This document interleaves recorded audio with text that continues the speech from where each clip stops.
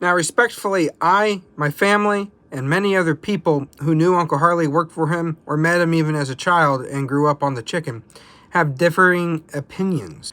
They all think the recipe changed. Now, the key word is think. We all think that it changed or it didn't change. We don't really know, and no matter what the brand says, we won't know without confirmation. It's just a trust me bro situation. But from my research that I found, and I urge you to go check out my other content under the KFC recipe playlist, where I put all my research into it, that what we know for a fact did change is the oil. It changed several times since the 1970s, and the flour is no longer the same type of flour Uncle Harley insisted on using. When Uncle Harley started Kentucky Fried Chicken, his franchisees, he would give them the spice blend, and he would give them the names of the companies he wanted to get the flour from and the oil from. Now, if he didn't use lard, he used vegetable oil. If he didn't use vegetable oil, he used lard.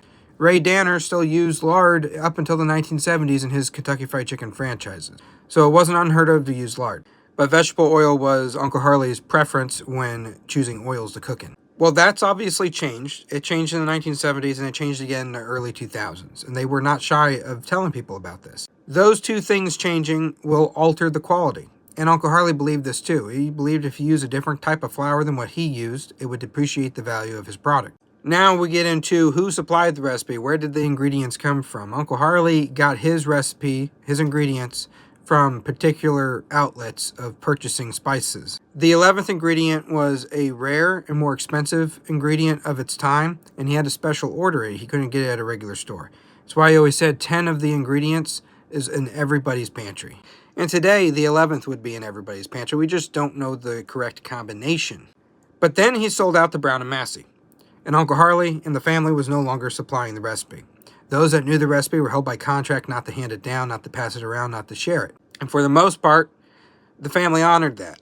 Go to Sexton and Stange. They supplied the recipe under contract to Brown and Massey for Kentucky Fried Chicken, up until McCormick and Griffith Foods were in contract to take over it. Now, there's some things in between that too that's not known to the public, and I'm not going to share it at this time.